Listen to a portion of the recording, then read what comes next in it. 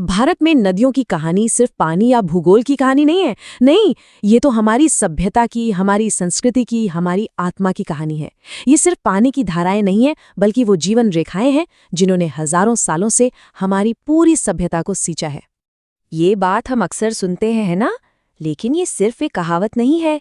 जरा सोचिए, एक माँ की तरह ही तो इन नदियों ने हमारी पीढ़ियों का पालन पोषण किया है, हमें अन्न दिया, हमारी प्यास बुझाई।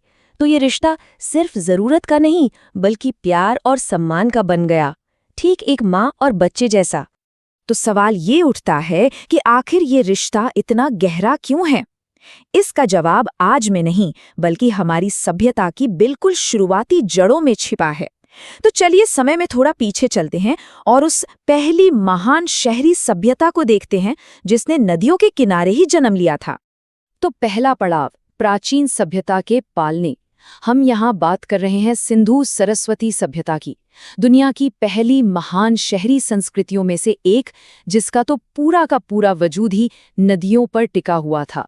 जरा कल्पना कीजिए, आज से लगभग 4,500 साल पहले, जब दुनिया के कई हिस्सों में शहरी जीवन का कोई नामो निशान तक नहीं था, तब सिंधु और सरस्वती नदियों के किनारे एक बहुत बड़ी, एक विकसित सभ्यता फल फूल रही थी। उनके शहर, उनका व्यापार, उनकी जिंदगी, सब कुछ इन नदियों के प्रवाह से ही जुड़ा था। और ये तो बस एक शुरुआत थी। देखिए, वो लोग सिर्फ पानी का इस्तेमाल नहीं कर रहे थे, वो तो इंजीनियरिंग के मास्टर थे। सोचकर देखिए, उनके पास इतने सुनियोजित शहर थे जिनमें पब्लिक और प्राइवेट बाथरूम थे, जमीन के नीचे नालियों का एक जबरदस्त नेटवर्क था, और तो और दुनिया की पहली फ्लश टॉयलेट प्रणाली भी। वो ये अच्छी तरह जानते थे कि एक महान सभ्यता बनाने के लिए पानी का सम्मान और सही मैनेजमेंट कितना ज्यादा जरूरी है।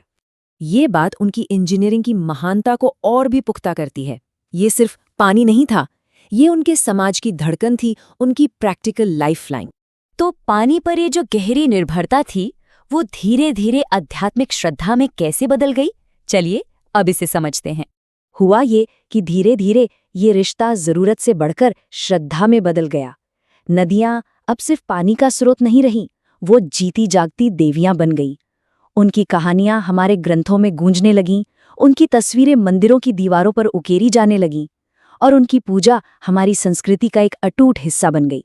और इस तरह गंगा, यमुना और सरस्वती, ये 3 प्रमुख नदी देवियां बन गईं। गंगा को मां का दर्जा मिला, वो पवित्रता और मोक्ष का प्रतीक बनी।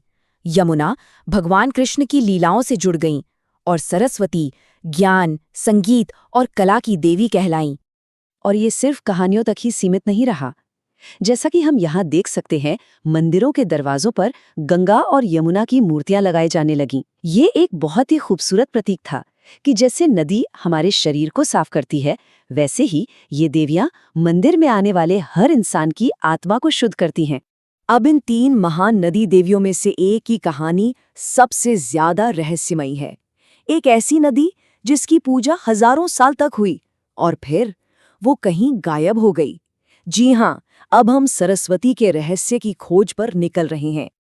आपको जानकर हैरानी होगी कि ऋग्वेद में गंगा का जिक्र सिर्फ 2 बार मिलता है, लेकिन सरस्वती का वर्णन 70 से भी ज्यादा बार एक शक्तिशाली, विशाल नदी के रूप में किया गया है। इससे पता चलता है कि वो उस समय कितनी ज्यादा महत्वपूर्ण थी। तो एक तरफ तो हमारे पास वेदों में एक महान विशाल नदी का वर्णन है, और दूसरी तरफ आज की हकीकत, यानी एक सूखा हुआ नदी तल। ये अपने आप में एक बहुत बड़ी पहेली है। और यही सवाल हमें एक बहुत ही रोमांचक मोड़ पर ले आता है। एक ऐसा मोड़ जहां प्राचीन कथाएं आधुनिक विज्ञान से मिलती हैं, और इसका जवाब जमीन के नीचे भूविज्ञान और पुरातत्व के गहरे रहस्यों में छुपा है। तो हुआ ये कि ये कोई जादुई घटना नहीं थी, ये एक बहुत धीमी लेकिन बहुत शक्तिशाली भूवैज्ञानिक प्रक्रिया थी। जमीन के नीचे टेक्टोनिक प्लेटों में हलचल हुई, और इस हलचल की वजह से सरस्वती की जो 2 मुख्य सहायक नदियां थीं, सतलुज और यमुना, उन्होंने अपना रास्ता बदल लिया। सतलुज पश्चिम की ओर मुड़कर सिंधु में मिल गई, और यमुना पूर्व की ओर मुड़कर गंगा में।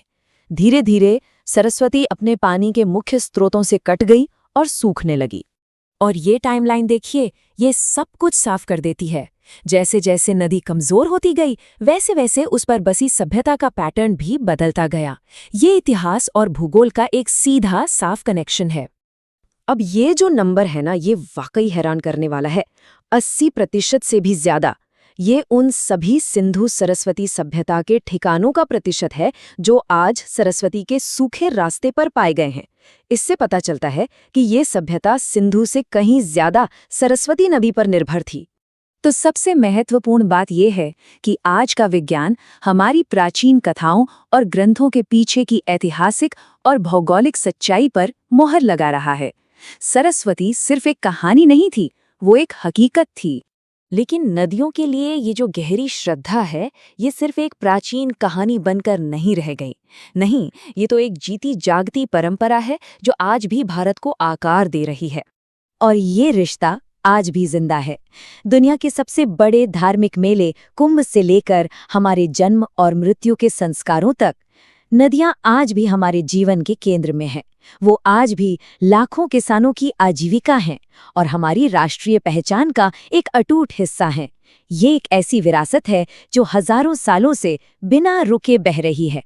सरस्वती की कहानी हमें एक बहुत शक्तिशाली सबक सिखाती है कि एक पूरी की पूरी सभ्यता अपनी जीवन रेखा को खो सकती है। जिस तरह उस प्राचीन सभ्यता का भविष्य अपनी नदियों पर निर्भर था, ठीक उसी तरह हमारा भविष्य भी इसी बात पर निर्भर करेगा कि हम अपनी नदियों के साथ कैसा व्यवहार करते हैं। ये सिर्फ हमारा अतीत नहीं है, ये हमारे अस्तित्व का प्रवाह है।